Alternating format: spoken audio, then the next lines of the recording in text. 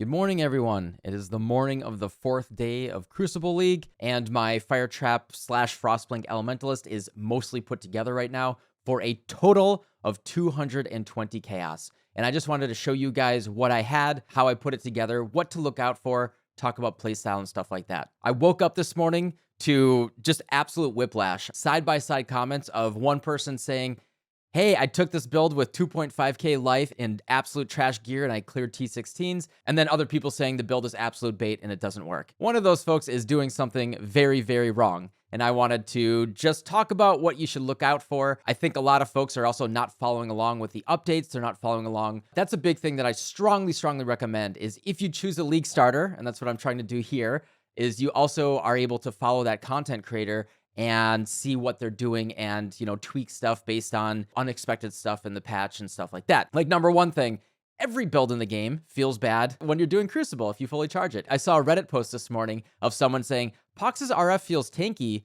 but then sometimes it feels really squishy. And that's like one of the tankiest builds in the game, right? It's not the build, it's the player, it's how you put it together, it's the content that you're putting it against. So yeah, if you're running into issues, if you're not understanding the play style or how to play it, do strongly encourage you to ask questions on stream. We'll try to answer like specific questions and get you going. So without further ado, let's start talking about what I did here. All right, so here she is. She is level 93. The big changeover that we did yesterday is I equipped an Eye of Malice. So this is a very big inflection point for the build. I think some folks jumped the gun and they went to it very early, and then other folks did it without understanding all of the implications. What Eye of Malice does, and there's like a 10-minute segment in the build guide explaining this, is nearby enemies have 50% increased fire and cold resistance.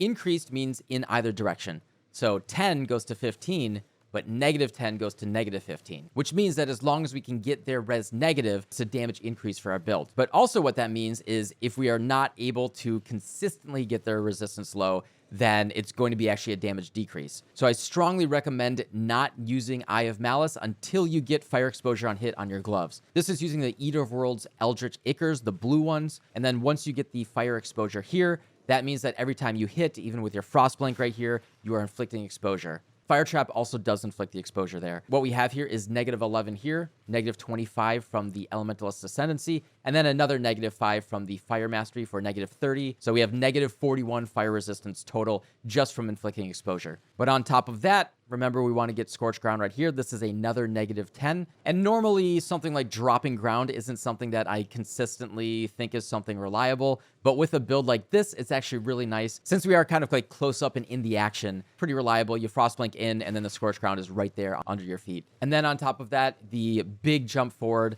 is using Whispers of Doom right here. This amulet is almost all of the investment from yesterday. The base was 40 chaos because I wanted a higher item level on the Fractured for maximum life. Each golden oil was 30 chaos for 90 right there. So 110 chaos invested on the amulet. The rolls on this were actually free. All I did is I threw it into Reforged Fire.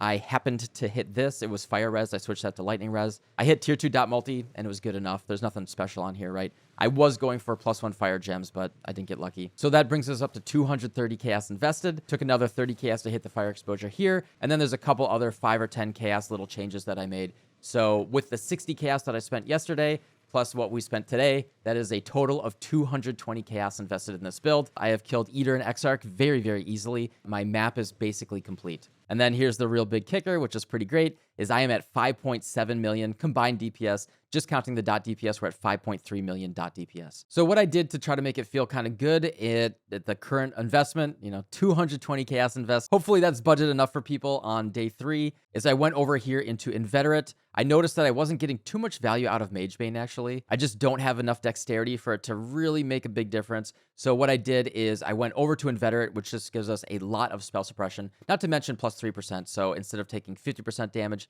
you take 47%. And then taking the Lucky Mastery, you can see here, 92%, goes from 72 to 92% with the Lucky. Till you have 100% spell suppression, this Mastery is actually really, really good. It effectively, mathematically gives me 20% spell suppression, and just the more you can get, the better. And then regarding the auras, I've kind of been juggling them. I should just turn off Determination while I'm bossing. We just don't have enough armor without our flask up for that to make a very big difference. So I run Malevolence there. That's at 5.7 million DPS. And then while I'm mapping, I run determination, and I'm still at 4.6 million DPS, but it gives me a more consistent fizz max hit, so I'm not going to die while I'm mapping, and it still feels really good. You know, that's the thing that I like to do, is kind of juggle my auras based on the encounter. We're running Grace, Determination, Clarity, Skitterbots, and then I turn off Determination for Malevolence if I'm going to do a boss. Feel free to juggle that with Flesh and Stone, Vitality, you know, whatever is making you feel uncomfortable. Find the thing that, you know, kind of fixes that for you. I was running Vitality and stacking even more Fire Res. I had like 620 life regen earlier. You know, once you get to T16 maps, you're just way better off to not get hit in the first place. And so I swapped in Grace, and it feels pretty good. Yeah, the amulet was almost all of the investment yesterday. I'm still using eye level 51 ring, you know, from like Act 5, whatever. Total investment, right? It's like 220 chaos. And then regarding curses. So I am manually casting Flammability and Elemental Weakness. I don't mind manually cursing them. Like I said, we have minus 61 res without the curses, which is enough to make Eye of Malice, make us do a lot more damage when we're fighting regular monsters. However, when we're fighting bosses, sometimes you'll fight, you know, like a rare, an essence monster. Those are just really hard regardless. Crucible monsters. If you're fighting one of those, you know, you do want to drop your curses. I don't find it too hard. I have them bound to A and S. I'm playing the game, and I can press A and S really, really quickly. The curses currently are lasting 13 seconds. I don't find it too much of a big deal. If you really want to reduce the number of buttons you're pressing, you can link them to Arcanist Brand. I find that really clunky. It has to attach. It has a cast time. The brand can fall off. It can be kind of weird. If you want to reduce the buttons by 1, you can use Arcanist Brand. I don't recommend Bane. Bane actually has a 25% less effective curse multiplier. Hex Touch also has a multiplier. You could look for a flammability on hit ring, but it's a level 1 flammability with no effect on it. You're going to be leaving a lot of damage on the table, but it will make your mapping better because you're always cursing with your Frostblink. But hopefully this demonstrates, like, you know, how some of the mechanics work, what you might be missing to make sure that it feels really good. Honestly, for myself personally, it's feeling better than I even expected, particularly at this investment. In the less than 300 chaos category, being able to very, like, trivially kill Eater and Exarch. The Eater kill was at 60 chaos invested still. I didn't upgrade before I fought him. Doing all that on a shoestring budget from a league start. For myself personally, I could not ask for anything more from a league starter. I'm really pleased, and I hope most of you guys are enjoying it as well. Pop on the stream and keep asking questions. I want to help you guys have a great league start. I'm going to go get ready for the stream. I'll see you guys soon. Goodbye.